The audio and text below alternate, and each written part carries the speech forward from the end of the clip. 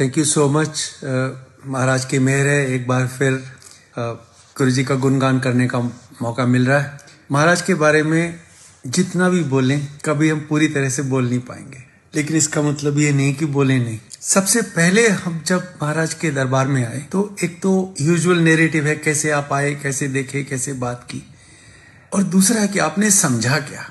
और समझने के लिए महाराज के बारे में उस समय की संगत से कुछ कुछ सुनने को मिल जाता था। उसमें से एक जो सबसे पहली बात कान में पड़ी वो ये थी कि अपनी अकल जूतों के पास छोड़ के आओ। बड़ी सिंपल सी बात है, चलो छोड़ दी, लेकिन वाकई क्या छोड़ दी पता नहीं था। दूसरी बात सुनी कि गुरु जी से कनेक्शन डायरेक्ट होना चाहिए, ठीक है, ये भी सुन ली। और तीसरी बात जो सुनी वो ये कि गुरु से मांगते नहीं है, गुरु को बस मान लेना काफी है। तो संगत जी तीनों बात बड़ी सिंपल सी हैं और ऐसी भाषा में है जिसके लिए कोई बहुत ज्यादा ज्ञानी होना जरूरी नहीं है, लेकिन आज तक समझने की कोशिश कर रहा हूं कि इसके पीछे सार क्या था, और थोड़ा थोड़ा जो पल्ले पड़ा है आज आपसे शेयर करता। तो सबसे पहले बुद्धि से शुरू करते हैं कि बुद्धि को जूतों के पास छोड़ना क्यों जरूरी है, और फिर देखेंगे कि इसे छोड़ें कैसे। बहुत पहले से ज्ञानी जनों के पास बैठा और सुना तो मुझे ये पता चला कि बुद्धि आपको तर्क करना सिखाती है, आर्ग्यूमेंट सिखाती है, फर्क करना सिखाती है और भेद करना सिखाती है एक से दूसरे में। और ये भेद आपको चैन से नहीं बैठने देता।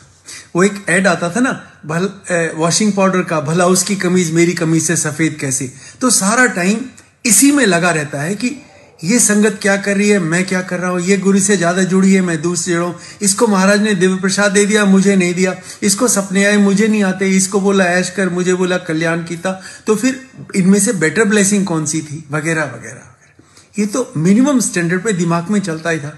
कौन पैर दबा रहा है और मैं क्यों नहीं दबा रहा, उसको 2 बार चाय प्रसाद मिल गई, मुझे एक ही बार मिली। यानी हर समय दिमाग में एक कंपैरिजन चलता रहता मंदिर में बैठ के कि किसके साथ क्या हो रहा है।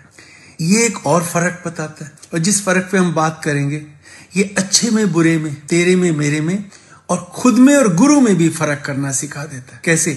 मुझे चाहिए गुरु से मिलेगा, यानी ये फर्क कि गुरु देने वाला है और मैं लेने वाला हूं, इसलिए अगर मैं मांगूंगा तो गुरु से मिल जाएगा। तो जो गुरु के साथ इक्वेशन सेट हुई वो देने वाले और लेने वाले की हो गई। एक तरीके से अच्छा है, अपना काम तो निकल गया। जिस चीज के लिए हम लोग आए हैं, भाई परेशानियां हैं उन्हें दूर करने के लिए आए हैं, हम मांगने वाले हैं, गुरु देने वाले हैं। बड़ा सीधी सी बात है, मांग लो महाराज से और मिल जाएगा, और ये सच है, मिल भी जाएगा। लेकिन ऐसा गुरु जो सब कुछ दे सकता है उसने ऐसी बात क्यों बोली कि मांगो ही मत। तो फिर इसके डिफरेंट इंटरप्रिटेशन अकल से हुए। किसी ने बोला कि भाई आप शायद मारुति कार मांग रहे हो, गुरु मर्सिडीज देना चाहते हैं, तो हो सकता है आप नुकसान में रह जाओ कुछ छोटी सी चीज मांग के। And there were other variations of this. लेकिन कभी किसी ने ये नहीं बताया कि गुरु से क्यों नहीं मांगे।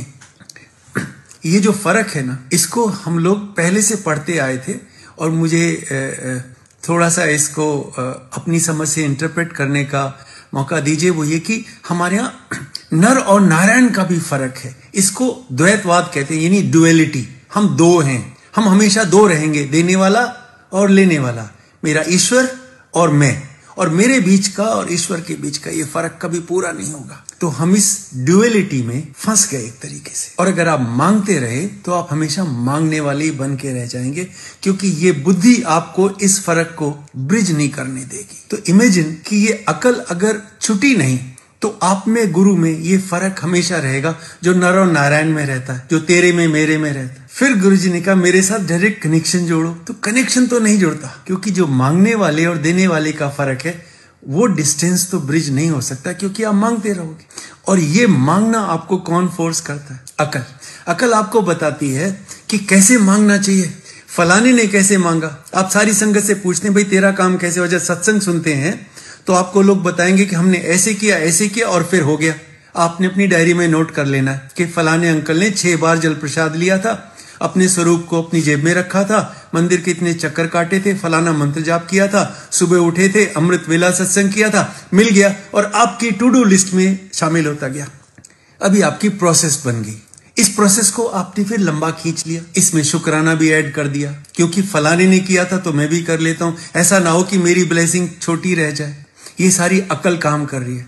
इसी वजह से सब लोग मैसेजेस भेजते हैं गुरु के स्वरूप के साथ कुछ कुछ लिख के। मैं ही नहीं भेजता, मुझे लगता है मेरी ब्लेसिंग कट हो जानी है, इसलिए मैं भी भेजूं। और ये सबसे पहले सुबह सुबह में स्टेटस में डाल के सारी की सारी संगत के पास भेजूं, ताकि सुबह सुबह जितनी भी ब्लेसिंग मिलनी है उसमें से मेजॉरिटी मेरे पास आ जाए। ये प्रोसेस है। इवेंचुअली आप ये तो भूल जाते हैं कि गुरु कौन है, बस ये प्रोसेस याद रह जाती है। और फिर फाइनली आप उस स्टेज में पहुंच जाते हैं जहां आपको ये फर्क करते हैं, फलाने अंकल की प्रोसेस फलाने दूसरे अंकल और आंटी की प्रोसेस से बेटर है, तो मैं उसको अडॉप्ट करूंगा, इसको नहीं करूंगा। अभी बेटर प्रोसेस है, वर्स है, जल्दी से आपकी मांगे पूरी हो जाएं, अरदास पूरी हो जाएं, उसके लिए कौन सी प्रोसेस बेटर है। और फिर हम इसी में रह गए। अब सिर्फ इतनी रिलेशनशिप हो गई कि ये प्रोसेस करो और आपकी ये मन्नत पूरी हो जाती है, बस मेरा काम हो गया, इसमें गुरु कहीं नहीं है फिर। और फिर जैसे मुझे याद है, एक बार हम लोग सत्संग कर रहे थे, फेसबुक पे थे, तो एक आंटी का मैसेज आया और मुझे पढ़ने का मौका मिला कि उनका था कि मुझे सचखंड का प्रसाद चाहिए, मुझे गुरुजी ने अब तक दर्शन क्यों नहीं दिए, वो मेरे से सपने में बात क्यों नहीं करते, वगैरह वगैरह वगैरह। मालूम क्यों? क्योंकि किसी और को मिल गया है, किसी और से बात की है, तो मुझे भी करनी है। और अगली बार ये होगा कि गुरु के दर्शन कैसे होते हैं, क्या करने से होते हैं। सो कोई ना कोई ज्ञानी जन आके ये जरूर बता देगा कि गुरु के दर्शन ऐसे अगर प्रोसेस हो जाए तो रात को गुरुजी सपने में जरूर आ जाएंगे। बस लो जी, अगले दिन से सुबह शुरू। एक बार ये कहने की जरूरत है कि जो 4 बजे उठ के अमृत वेला सत्संग अटेंड करता है उसे दर्शन हो जाएंगे, तो सारे रात को सोने वाले नहीं है, 4 बजे उठ जाएंगे, उसमें कोई बुराई नहीं। लेकिन process is now leading the connect with Guru.